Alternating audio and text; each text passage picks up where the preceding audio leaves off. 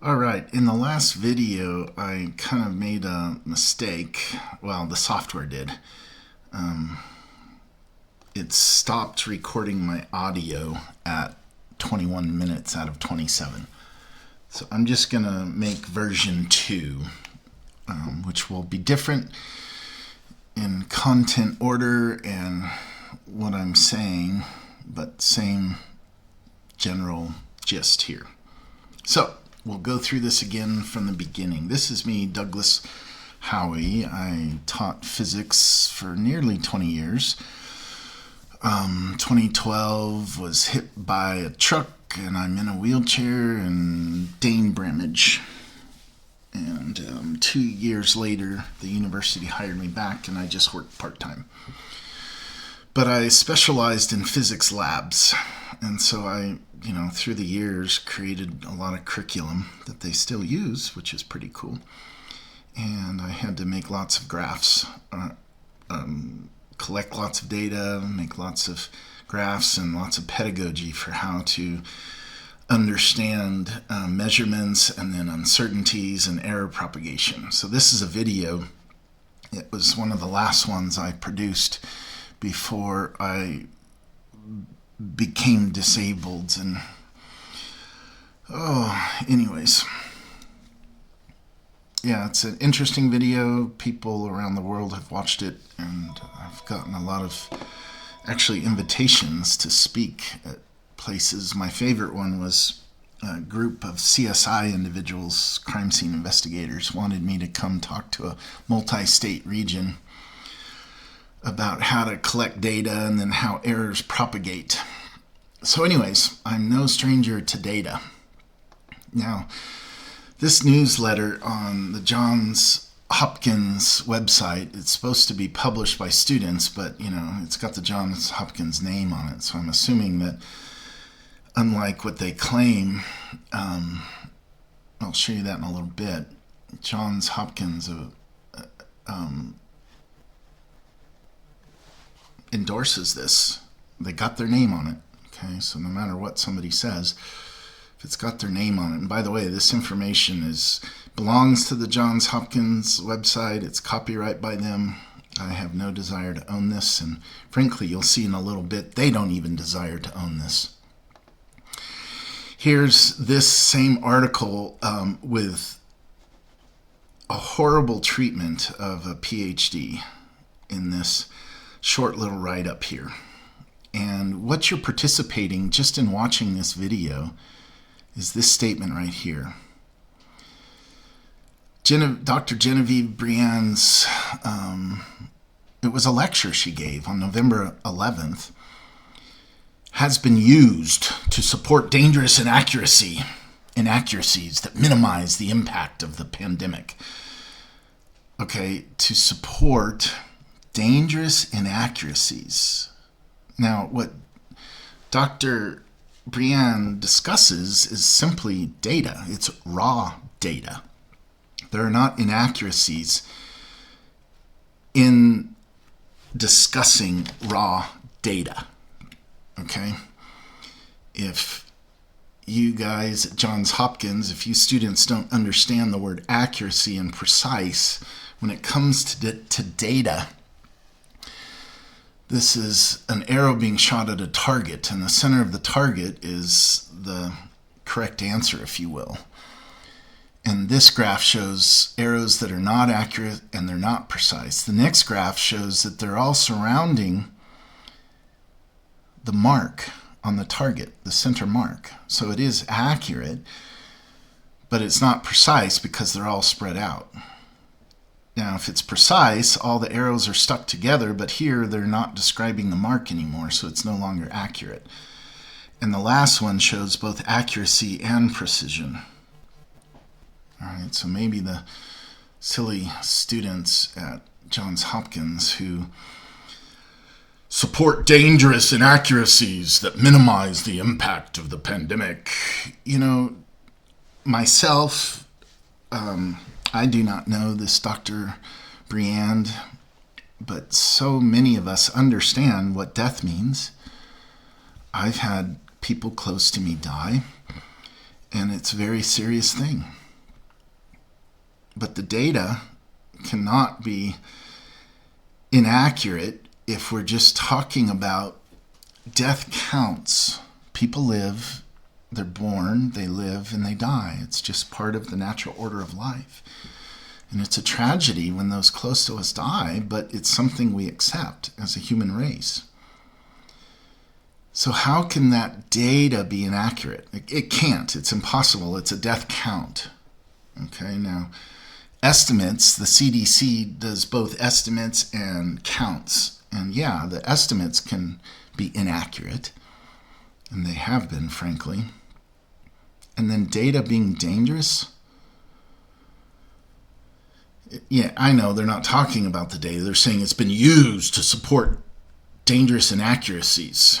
I mean, this sentence, this portion of the sentence alone, it really means literally nothing, except shows the incredible, dangerous bias of the students and the entity called Johns Hopkins. And here, in accordance with our standards of transparency, we'd like to tell you how we came to this decision. Oh my goodness. You know, Brienne doesn't claim to be a doctor of medicine. She has multiple degrees, and she specializes in economics and statistics and who knows what else. It's described at the beginning of her lecture. My Dane Brandage, I can't remember all of that.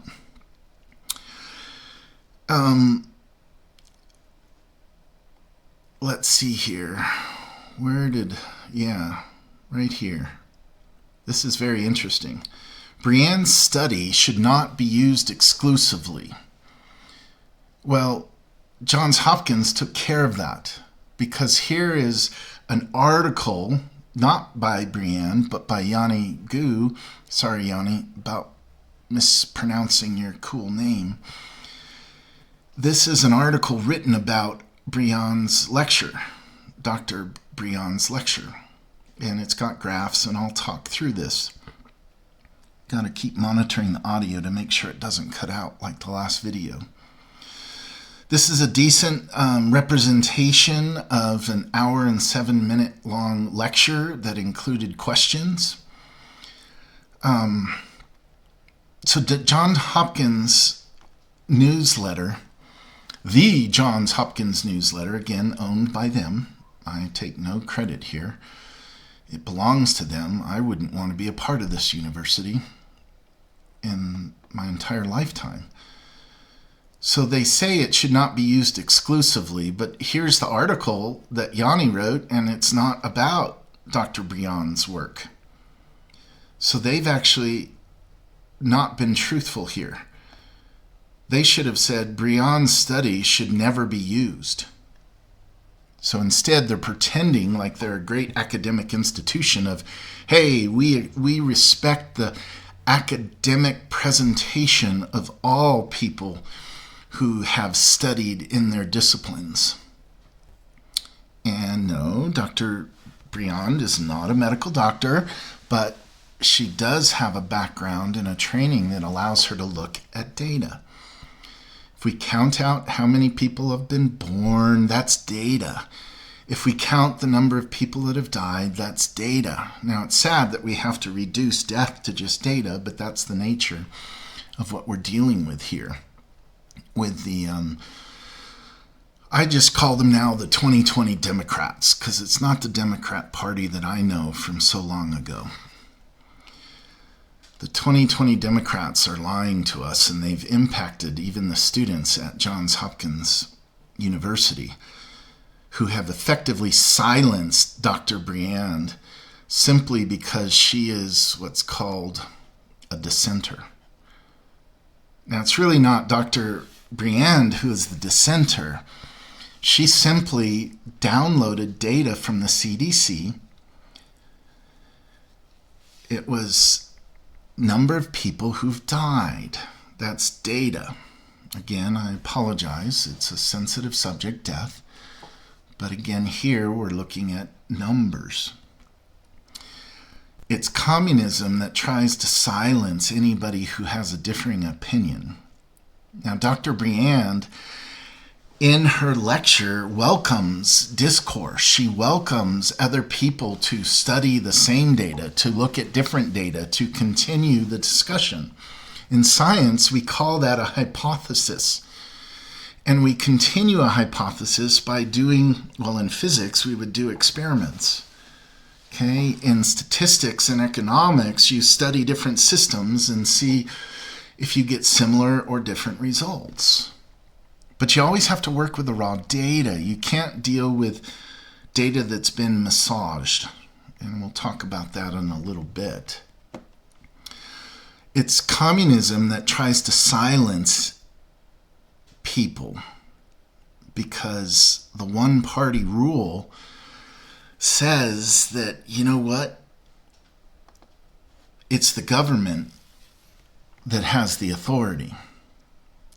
A lot of young people I've met and the 2020 Democrat leaders appear unawares of the dangers of communism nor the slippery slope into its clutches. Communism begins with a one-party state in conjunction with socialist financial issues. So the Democrats saying Medicare for all, two problems with that. One, it's socialism, and two, I'm on Medicare. It sucks. I don't know why anybody would want it. Hillary Clinton, way back in the day, long before she even ran for president, way back, spoke openly about spreading around the wealth. That's the idea of socialism. If you make $10 and I make $2, then you have to give me your money so that we are equal in our income. Okay, it's take from one person and give it to another. There's plenty of research that you can do if you study carefully world history into socialism, and does it really work? But in America, what we've been seeing from the 2020 Democrats is silencing of any dissenter, that you are limiting free speech. You know, I posted this video the first time and almost immediately YouTube flagged it. They flagged it with links to the CDC, which is great. I'm glad they did that, but it's kind of funny because the data that's discussed in this video is from the CDC.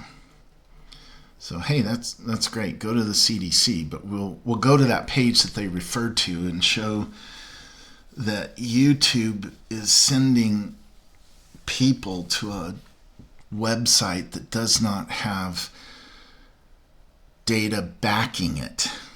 Okay, we'll get into that. Communism subjugates all the residents under the government. The government becomes the focal point for each citizen or resident. The government even sets the religion. Most often it's worship of their leader or worship of the party. And you may think worship is too strong, but let's think about it. Communism denies the worship of any other god. Okay, they restrict whom you can worship. Communism strips all free speech away. Communism can't have free thought because the free thought might cause people to revolt. And anyone who dissents against the government is killed, and any of their family members are killed alongside the dissenters. Communism tells you how many children you can have and kills any extras. It was under communism that COVID-19 was spread worldwide. China has such a rule over its people, it locked down any internal travel with Wuhan to the rest of China. But China opened up all travel from Wuhan to the world, which is what caused the spread of this illness. The World Health Organization actually participated in covering this up. But Johns Hopkins cites them as their authority. When we look at how Johns Hopkins took down Yanni's article that was a discussion of Dr. Briand's lecture, they put the PDF here. But when they put that PDF there, they oh my goodness. This is an article written about a lecture given by a PhD. And they're not a medical PhD, but they deal with data. And they wrote, "Retracted by the newsletter." This watermark is a horrible insult. And just watching the lecture, I think Briand is a humble person. She repeats multiple times in her lecture, hey, this is just what I'm looking at, and I want other people to look at it too. I want other people to further this discussion, which is not one of pride. That's not a prideful statement.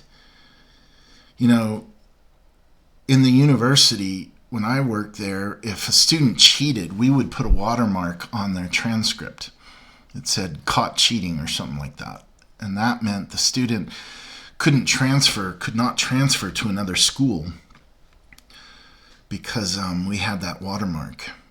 I mean, this is just silliness.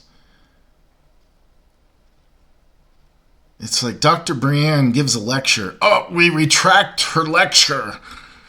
She does not have academic freedoms any longer. We're going to tell the world that what she did was not acceptable to us. So here they not only are not truthful because they say that, hey, you should consider all points of view, not just hers. They said you can't even consider hers. Yeah, it's here, but you've got to see the redaction watermark on every page saying, "We do not approve." Well, all those students who did that, you're assuming you're the students at the Johns Hopkins. And so Johns Hopkins still has their name on your website, and you guys are just, I don't know, you're cowards or something. Should be taken into the context of the countless other data published by Hopkins, the World Health Organization, the ones who were corrupt and hiding and participating in the spread of the disease. And the Center for Disease Control and Prevention is where Dr. Briand's data came from. In her lecture, she shows how she downloaded the data. She's neither a medical professional nor a disease researcher. What does a disease researcher mean? Medical professional, okay, a disease researcher. Is that like in test tubes getting the disease? What Dr. Briand, she didn't claim to be either of these. She just looked at the data. Anybody can look at the data. Yeah, and she herself stated that more research. So here, you are giving credit to what Dr. Briand said. But you're not giving credit, dear students at Johns Hopkins, by silencing her. Taking the article written by Yanni and silencing it. Now this video is going to be a lot longer than maybe 27 minutes was my last video. The audio cut out at 21 minutes. So let's move on. Let's talk about the data. Okay, if you watch the lecture, this is the lecture. It was given on Wednesday, November 11th. It's an hour and 7 minutes long. Johns Hopkins has unlisted this video. Sometime around November 13th, they cut off viewing. Unlisting it is different than locking it down, but effectively it's the same thing. If you don't know the link, you'll never find it, which is a shame. Now, my last video, YouTube put this link on mine. Let's go there now. It's one of these tabs open. No, that's different than the one that was sent to on my video. So YouTube can't even get it right. Why do they bother putting flags on people's videos if they can't even be accurate? This is an interesting plot. you can watch the lecture to see how Dr. Brienne downloaded the data, but it's CDC's data, okay? She didn't make this data up. That's not a job of a statistician or an economic expert. This is sad. People die. It's part of life. We're born, we live, we die. And in general, in the United States of America, we have about 60,000 deaths per week. And those are broken down into percentages. And Dr. Brienne says a few times in her lecture, it's a good thing that older people are dying at a higher rate than younger people. That means we have a healthy society. That's the order of life, the circle of life. But what this data shows, and this is what the 2020 Democrats don't like, this data shows that, okay, if the elderly are more affected by this, we should see throughout the year, okay, this is from February to September of 2020, we should see this blue and this orange data, which is basically age 75 to 85. Well, let's go 65 to 85. So blue, orange, and gray should be taking up more than what they are, okay? Because we saw a spike in COVID deaths in April. And if it is the elderly who are most susceptible to death, then this data should look different. Now, I'm not saying that the elderly can fare well with this disease, but this data says that they did fare well. If we had a huge percentage of elderly people dying, this blue, orange, and gray should spike in this region and cause all these other colors to be shorter. That's what this graph means. Now, this graph is interesting. It's data from the CDC, and Dr. Brienne shows how to download the data in her lecture. And this data spans 6 years. If I can count correctly, almost a full 6 years. And one of the first things Dr. Brienne talks about in this graph is this wave that we see. And this is, the blue line is total deaths. Okay, all causes, total deaths, no matter what they died from. Down here, this green and yellow is heart disease or cancer. And it also has a wave throughout each year. Certain seasons of the year, we see more deaths from those instances. And then down here are lots of other causes of death. Okay, other diseases of the respiratory system, septicemia. Okay, there's lots of other causes of death, but they also have their own wave, okay, throughout each year.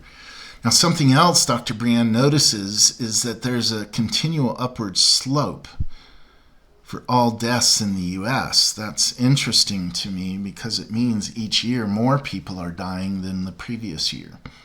And that rate is about 908. And just for the sake of discussion, we'll round that up to 1,000. Okay, we can round it down to 500, but that's too far. It's just easier for my brain to deal with 1,000. So each year, throughout the year, we're going to see spikes. But each year, this wave is increasing in time. And it looks like between 2018 and 2020, I think that's what this spread is here, there's an 11,000 spike in deaths. Well, that kind of makes sense with COVID. But wait, the CDC is telling us that 300,000 people have died from COVID. Well, from our normal death rate per year, it looks like 10,000 have. Remember, we rounded this to 1,000, so, well, it's 2,000 because it's 2 years. So that's really 9,000 have died from COVID, roughly. Now, something else odd in this graph is the data from the CDC about COVID. Right here, there's a smooth graph, okay? And this Dr. Brienne mentions briefly in her lecture. I'll tell you my take on this. Here we'll see what's called a wiggle.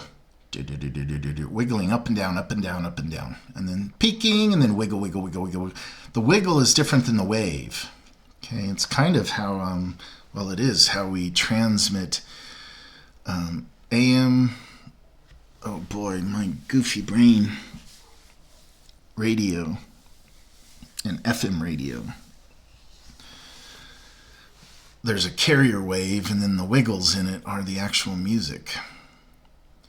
But this wiggle is part of real life, isn't it? Because throughout the year, there might be a week where more people have died, and then the next week, not so many. And then, this is real data.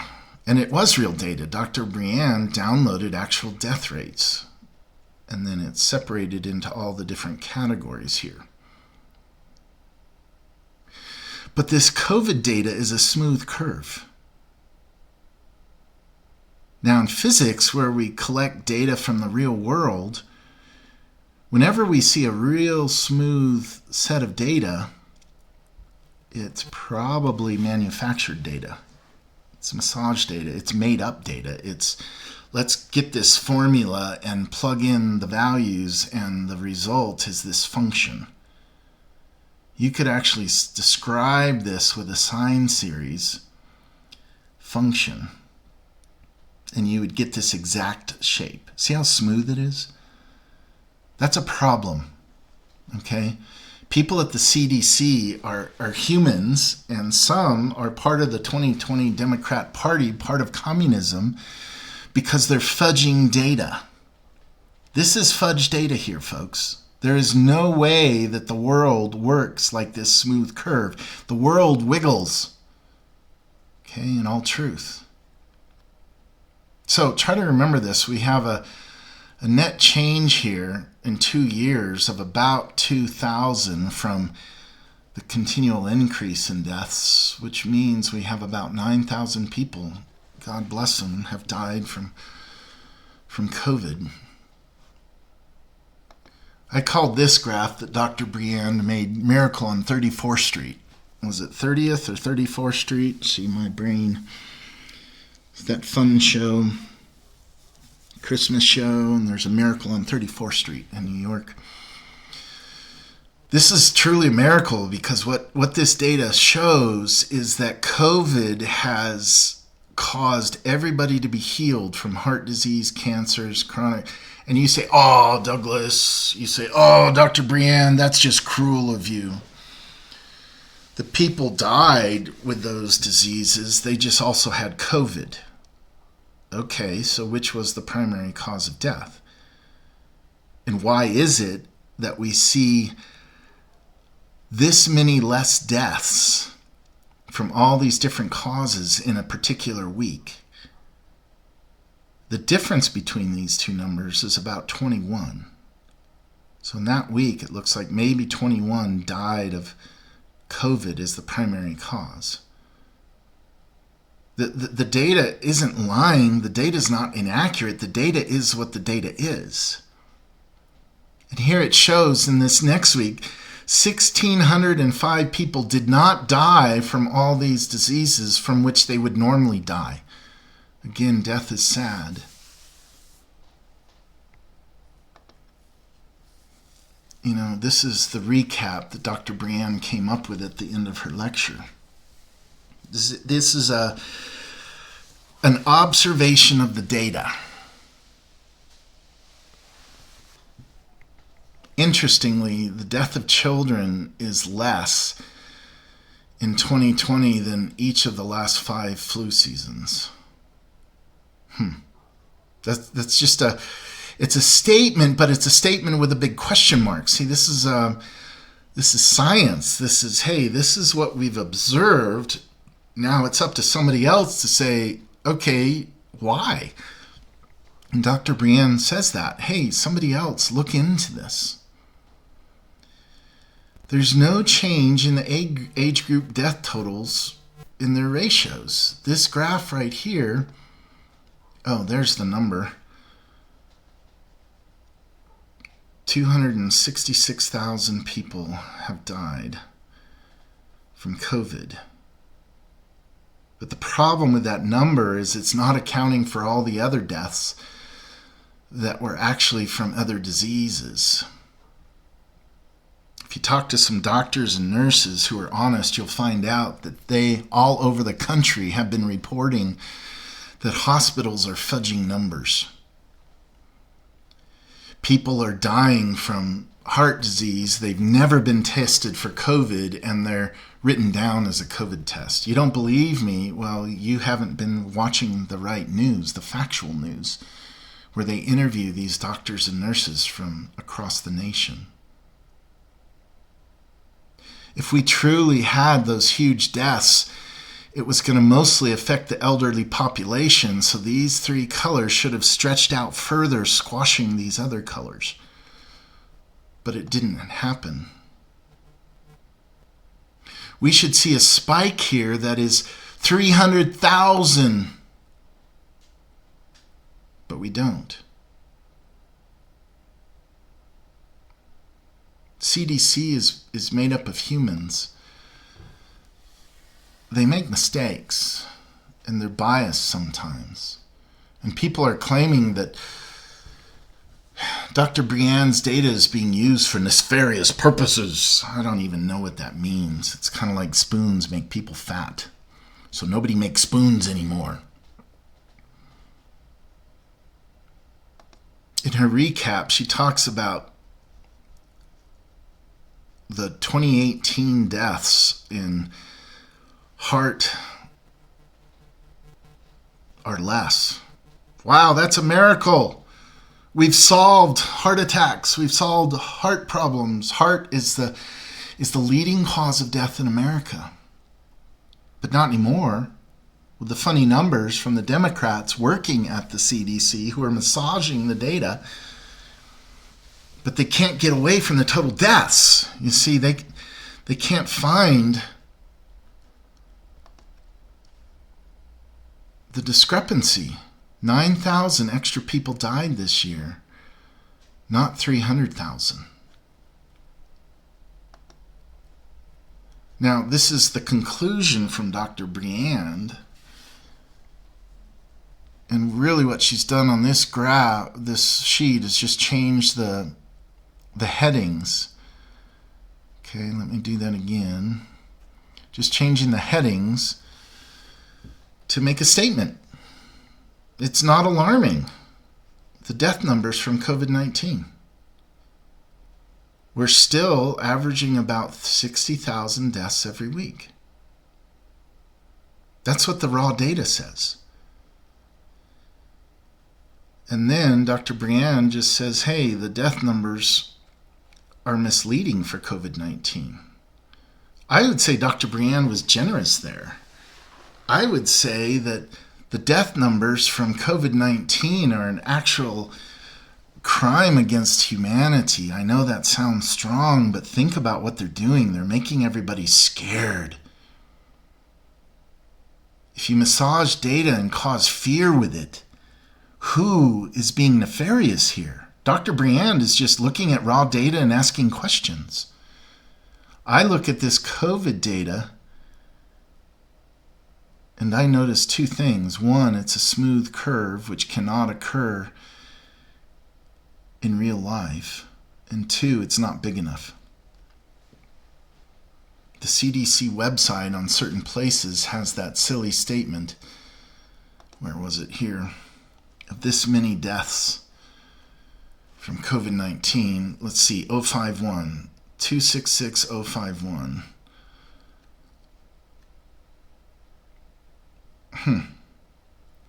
So I did that earlier today. Maybe they updated at the end of the day. But we're not seeing that data on the actual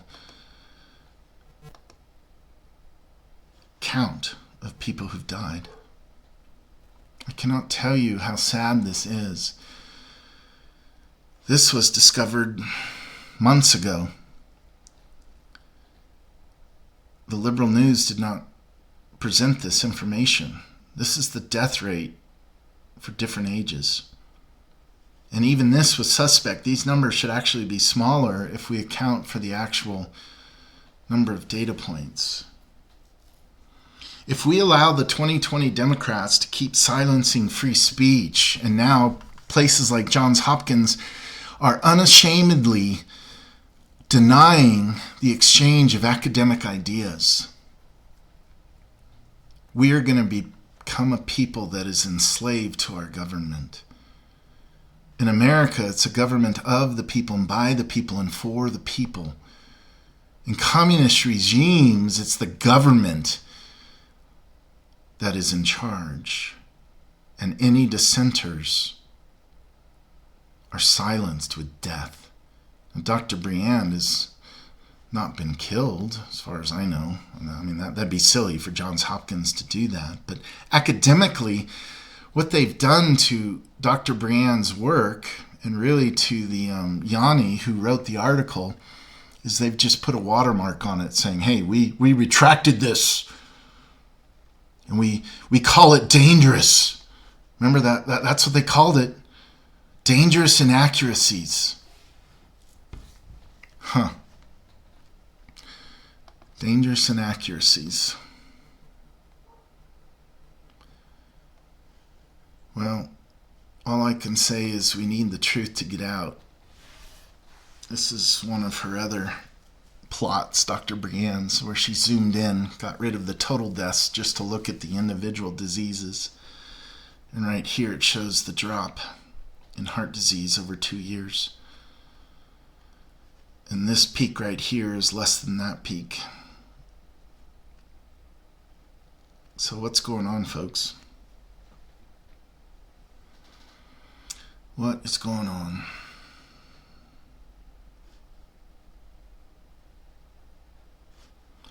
Please, please, oh please, oh please,